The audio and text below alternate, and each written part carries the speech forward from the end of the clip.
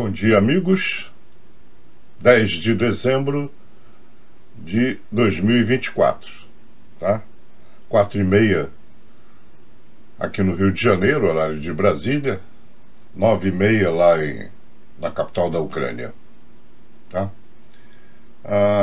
Eu tenho que correr hoje, estou assim vestido porque hoje é a passagem de comando na artilharia divisionária da 1ª Divisão de Exército. A gente chama de AD1, né?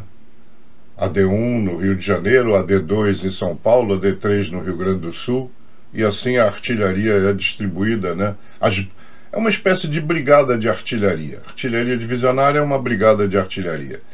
E hoje o general Januário, já está lá há quase 2 anos como comandante, vai passar o comando para o general Vilela, que até pouco tempo era o comandante da AMAN, Academia Militar das Agulhas Negras.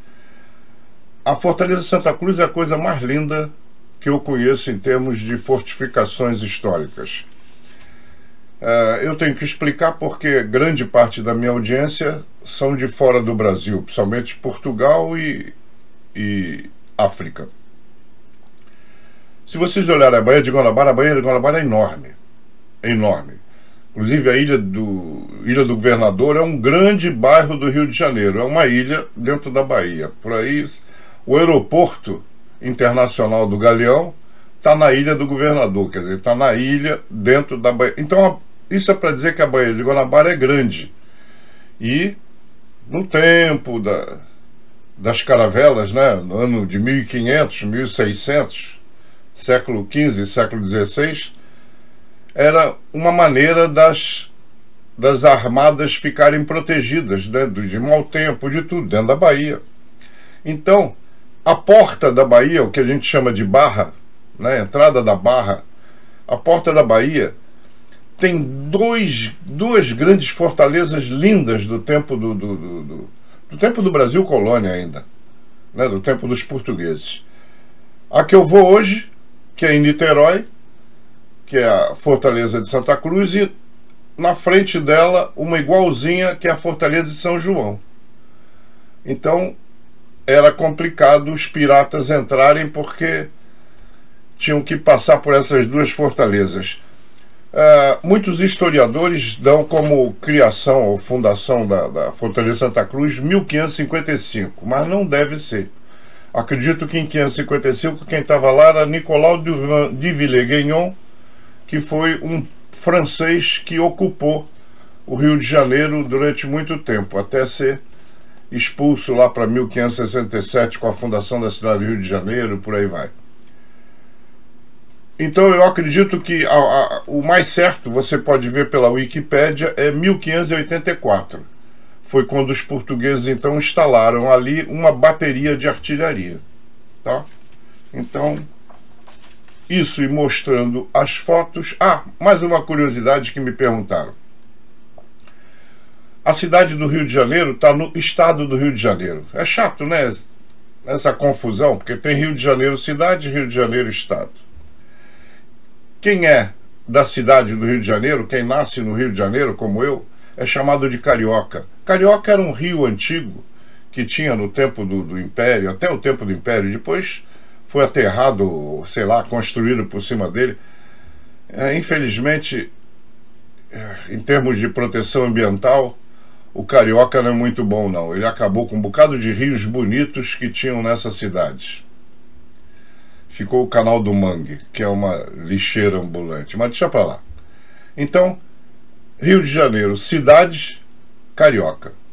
E o resto do estado, então aonde eu vou, Niterói, e as outras cidades do estado, não sei porquê, são chamados de Fluminense. Fluminense é um time de futebol aqui no Rio, né? Então o Rio de Janeiro tem Flamengo, Fluminense, Vasco e Botafogo como os grandes times.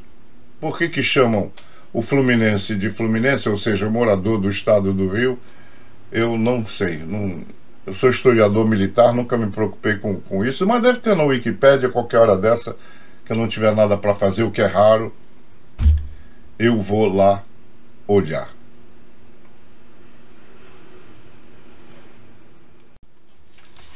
Antes de entrar em baixas, vocês vão ver no decorrer desse vídeo que está faltando gente. Do mesmo jeito que falta para a Rússia, falta para a Ucrânia, né? A Ucrânia tem 85% das suas brigadas completas. Ela precisa de mais, mas não tem gente. Não tem gente. O americano disse que eles deviam recrutar a turma de 18 anos, porque historicamente só o pessoal mais velho tem ido para a guerra. E Zelensky, inclusive, ontem enfatizou muito que mobilizar jovens de 18 anos não é uma prioridade. Ele disse: não devemos compensar a falta de armas com a juventude dos nossos soldados. O presidente enfatizou o foco no fornecimento de equipamento e treinamento às brigadas em vez de recrutar mais jovens. Tá? Nenhuma das brigadas das Forças Armadas ucranianas está totalmente equipada, incluindo unidades ativamente engajadas no combate, de acordo com o New York Times. O vice-comandante da 3ª Brigada de Assalto, que é uma brigada muito ativa, Maxim Zorin, afirmou que a qualidade do pessoal diminuiu significativamente recentemente, uma vez que os reforços agora consistem predominantemente de homens mais velhos e indivíduos com doenças crônicas. Olha que coisa triste, e ao que levou a guerra, né? O secretário do NSDC, Alexander Litvinenko, reconheceu que mesmo a mobilização planejada de 160 mil indivíduos apenas elevará o número de efetivos de brigada a 85%. Então 160 mil é pouco. Eles estão precisando de mais gente para poder terminar a guerra. Entretanto, as autoridades estão relutantes em reduzir a idade de mobilização, temendo que a perda de um grande número de jovens possa conduzir a uma grave crise demográfica no futuro, né? Sem jovens para casar, sem jovens para ter filhos, para constituir família, a guerra vai causar, como causa em todos os países que se viram em guerra, um buraco demográfico. Isso aconteceu na Europa depois da Segunda Guerra Mundial, aconteceu na Rússia um monte de vezes, porque a Rússia vive se metendo em guerra, né, por causa do o czar, ou ditador, é tudo la même chose. O futuro é triste de quem se envolve em guerra. Está aí, por isso o medo, né, a gente chama de covardia, o que no fundo é a mesma coisa. Dos países da Europa, né, eles dão arma, dão dinheiro para a Ucrânia, mas não querem se meter, não querem mandar soldados, justamente para não ter esse risco demográfico. Já são quase 5 horas, e vocês, quando me veem enrolando assim, contando história, é porque a Força Aérea ainda não deu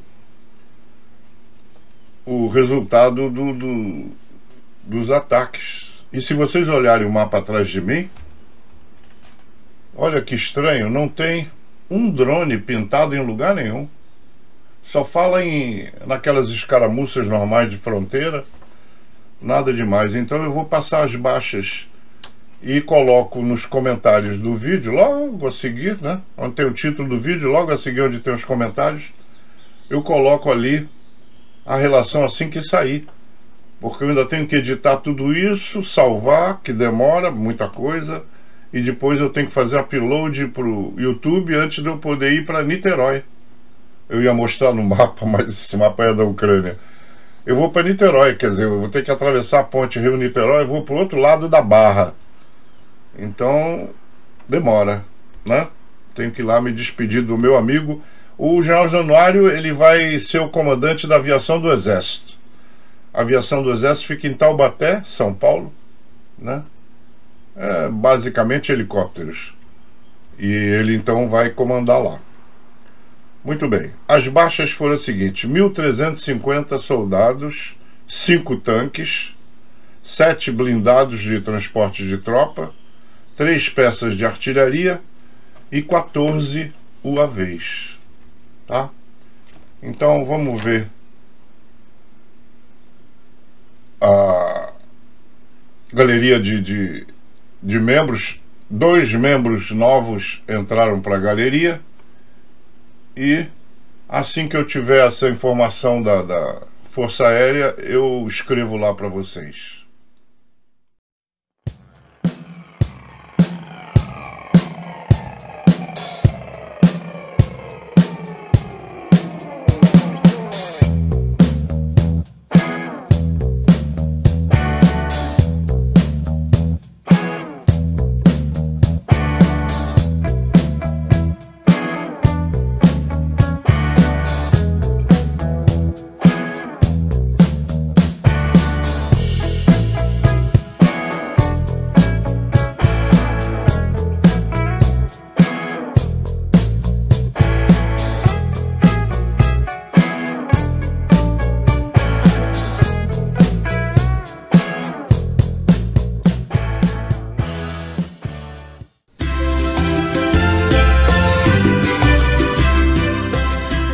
Canal Luiz Mergulhão. Um canal só é tão bom quanto as verdades que diz.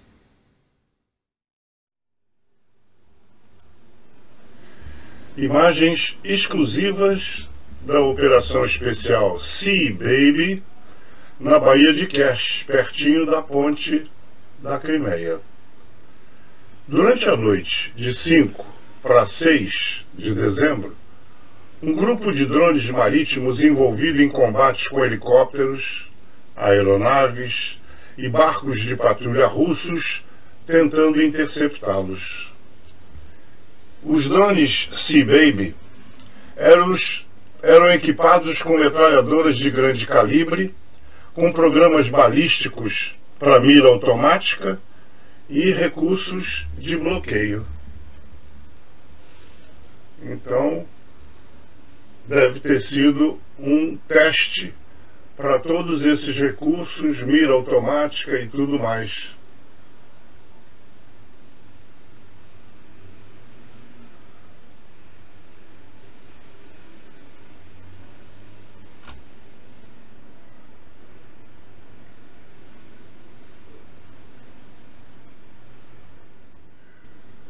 Os jornais noticiaram que os drones Sea Baby atingiram aeronaves e barcos russos na Baía de Kerch. Então, isso o russo não fala. Já foi noticiado ontem, né, que o Sergei Yerzhikov foi morto por um carro-bomba na Donetsk ocupada. Ele foi um dos criminosos de guerra responsáveis pelo massacre da Rússia em 2022 para encobrir a tortura e execuções de prisioneiros de guerra ucranianos que se renderam na Azovstal. Vocês devem se lembrar disso, que explodiu a prisão lá com os prisioneiros todos.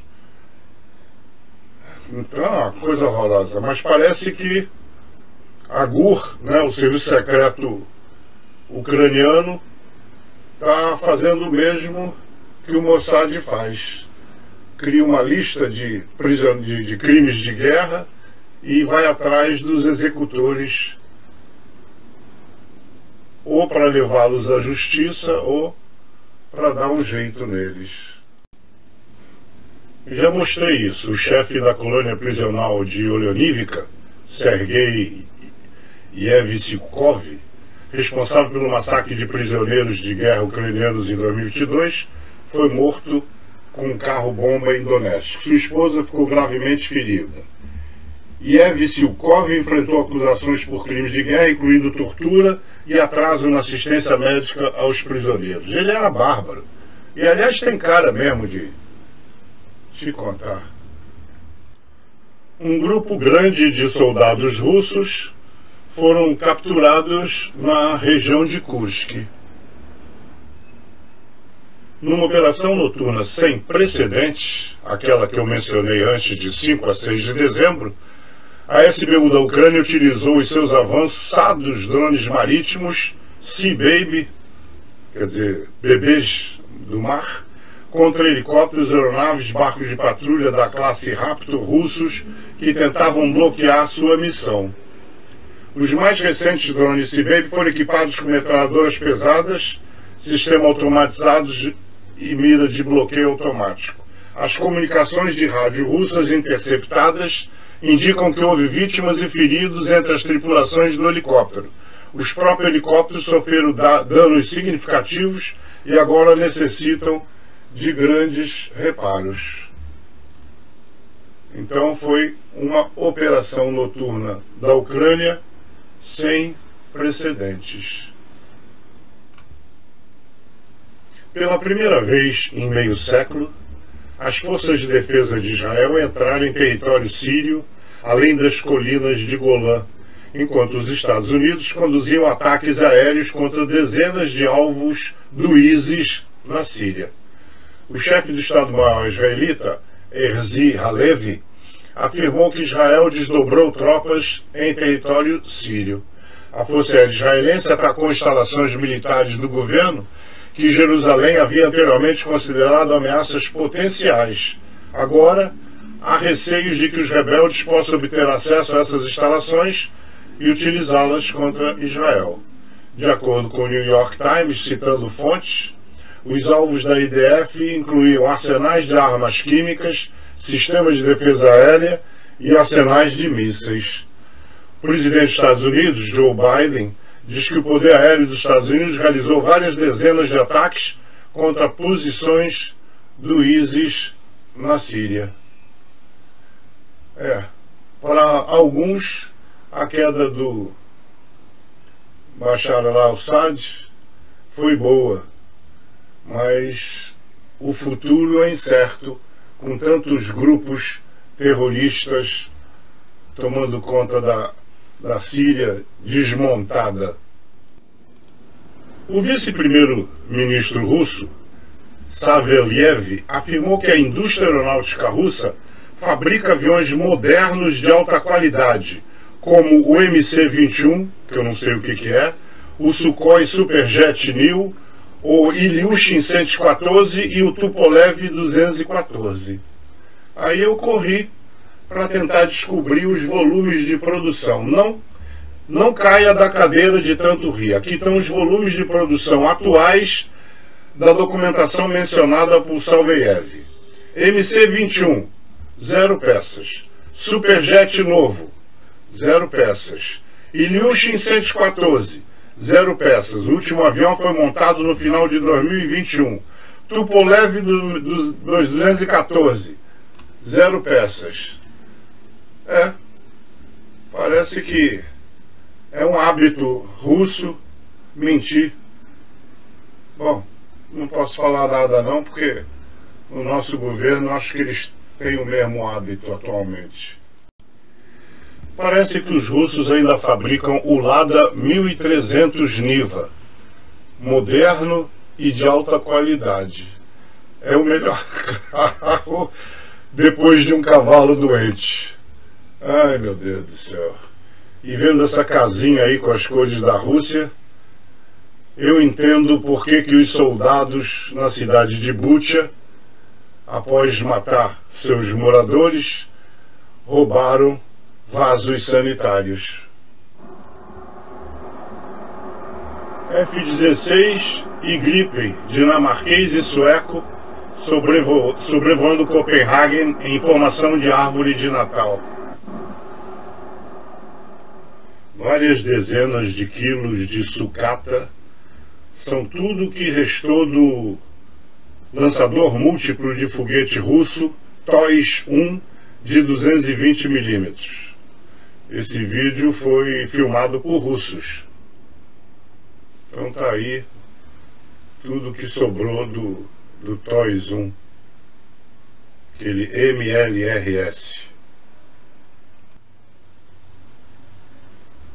Um troféu TOIS-1A, lançador múltiplo de foguetes russo, Sol Tsepiok, foi preparado para entregar presentes de fogo aos próprios russos. Então tá aí, o bicho tá bem cuidado, bem preparado. e pronto para despejar aquele monte de foguetes em cima dos ocupantes. Veículo ucraniano destrói um tanque russo de perto e recua com segurança, evitando 3 mísseis ATGM inimigos. É que a qualidade de filmagem desse drone tá boa, né? Normalmente é preto e branco e ruim. Agora estamos vendo a guerra na Ucrânia a cores. Olha lá, o ucraniano atirando no russo. Um míssil errou, tá vendo? Bateu perto do ucraniano, mas errou. Ó, o outro chegou, viu? A seta mostrando ele chegando. E agora o ucraniano vai ser outro. Olha lá. Outro disparo e errou também. Deixa eu te contar. Bom, foram 3. E o terceiro, tá vendo? O terceiro errou também. Agora o ucraniano vai embora. Acho que eu falei sobre isso ontem. Um tópico que cobre os acontecimentos na Síria. Depois da queda do regime de Assad, milhares de sírios estão a regressar para casa. Esse é o caminho para Damasco. Além disso, na fronteira com a Turquia, milhares de pessoas fazem fila para entrar na Síria de volta. Olha a quantidade de carros, gente.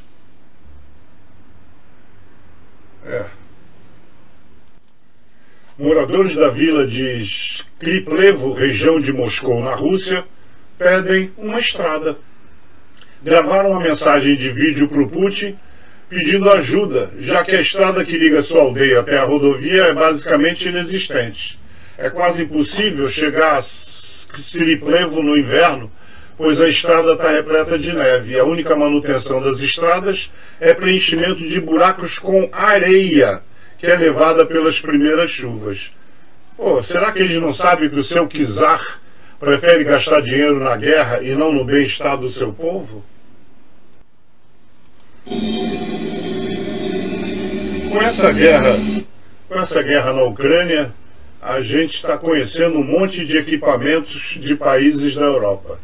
Esse é um relatório sobre o sueco de todo terreno, né, QT, de 2 pistas britânico BVS-10 em serviço com a 38 Brigada de Fuzileiros Navais. Provavelmente ele foi transferido da Holanda.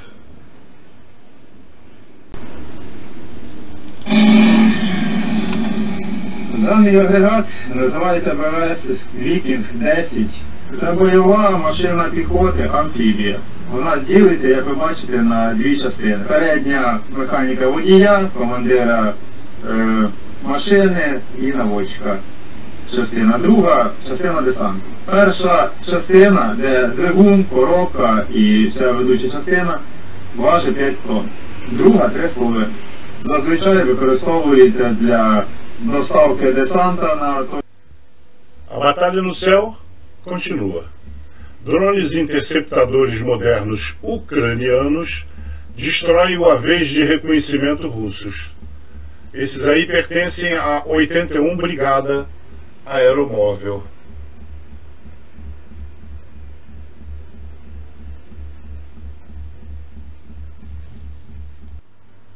Consequências do mundo russo. As cidades ucranianas de Mariupol, Bakhmut, Severodonetsk, Lysychansk, Vuhledar, Liman, Volchansk, Volvonavka, Marinka, Kremina, Toretsk, juntou-se agora a essa lista nada completa de cidades transformadas em ruínas após o início da invasão russa da Ucrânia.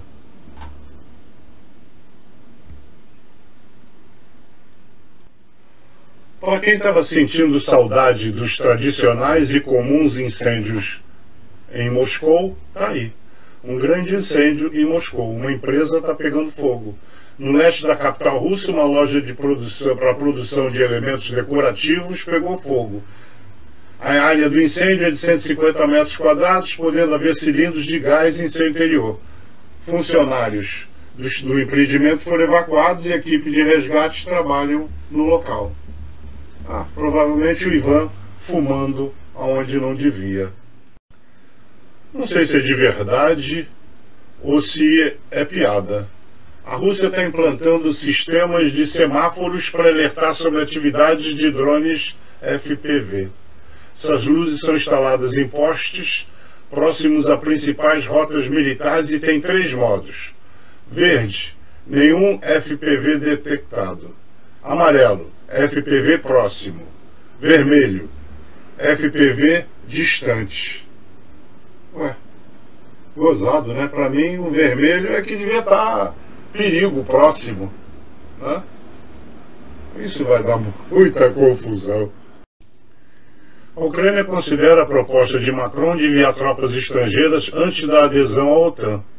O presidente Zelensky confirmou que a Ucrânia está aberta a rever a sugestão de Macron, ao mesmo tempo que planeja telefonar ao presidente Biden para discutir o convite à Ucrânia, a Ucrânia à OTAN. O primeiro-ministro da Estônia, Kristen Michal, chegou em Kiev para encontrar Zelensky. Também, como noticiado ontem, o candidato a chanceler alemão, Friedrich Merz, chegou a Kiev para se encontrar com o presidente Zelensky. Ele quer saber o estado atual da defesa da Ucrânia, quer saber também como é que está aqui e o que ele pode fazer para defender ainda mais contra a agressão russa. A Dinamarca está a intensificar o apoio à Ucrânia com 348 milhões de euros em financiamento adicional para equipamento de defesa e entrega acelerada de sistema de artilharia CISA francês, transferidos para 2025 em vez de 2026. Ataques russos recordes nesse outono.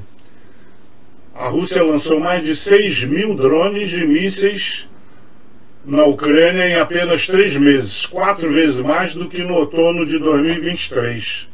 Eles também estão usando cada vez mais drones chamariz baratos e mísseis equipados com EW para subjugar as defesas aéreas da Ucrânia.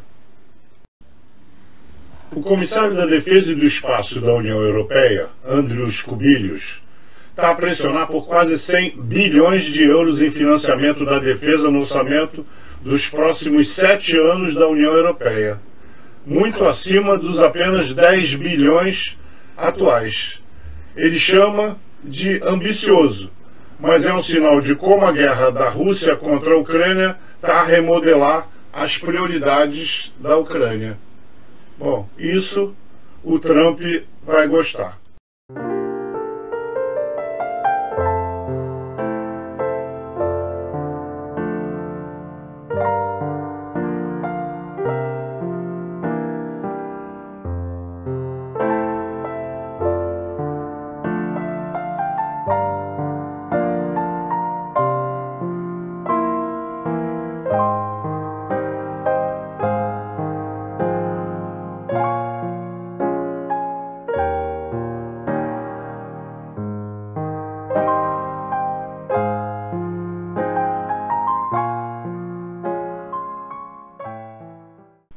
A tripulação de defesa aérea da Brigada 116 TDF cobre o céu sobre seus irmãos e irmãs em algum lugar da linha de frente na região de Donetsk.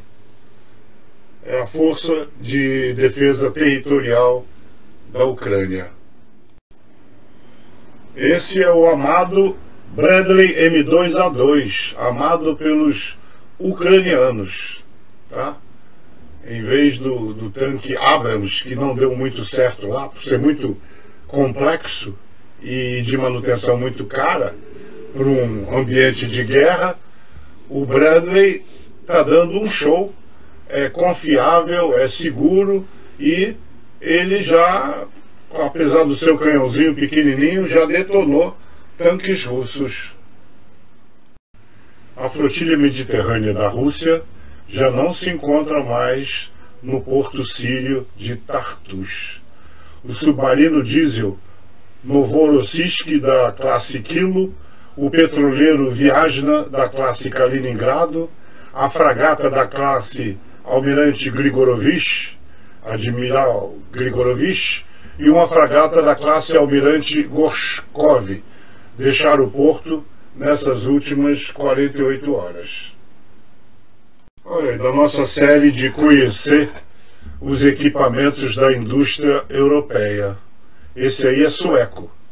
Tripulação do tanque ucraniano com seu Stridsvagn 122 MBT fornecido pela Suécia. Esse pessoal aí é da 21ª Brigada Mecanizada Leste da Ucrânia. Bom, não vou demorar nas despedidas e vocês já sabem por quê, tá? Agradeço de coração, eu e Mergulhinha, a presença de vocês todo dia. Já me acostumei a ler os comentários. Eu passo o dia lendo o comentário e anotando para a relação de abraços, né? A relação de abraços de hoje começa de uma forma diferente. Presta atenção que vocês vão gostar. É um brasileiro lutando na Ucrânia. Ele foi ferido. Lembra que eu, quando disse as baixas da Ucrânia, 185 mil dos 300 e tantos mil que foram feridos foram muito bem cuidados nos hospitais e voltaram para o combate. É o caso desse brasileiro que então eu abri a relação de abraços com o que ele comentou nos comentários. Mas se vocês procurarem no comentário, vocês acham ele e os comentários. Não é o único, hein? Nós temos entre os nossos assistentes, a nossa plateia, temos muito ucraniano na Ucrânia. Alguns lutando, outros em outras funções. Então, sem mais delongas. Aliás, eu gosto daquela musiquinha, hein? Poxa, então você pode, aonde estiver, dançar no embalo da musiquinha da Galeria dos Abraços.